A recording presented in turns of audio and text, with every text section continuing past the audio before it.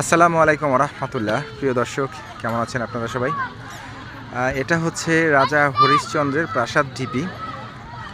এটা হচ্ছে সাভারের বাস স্ট্যান্ড থেকে 10 টাকা অটো যোগে এখানে আসতে হয়। এটা মজিদপুর এলাকায় অবস্থিত।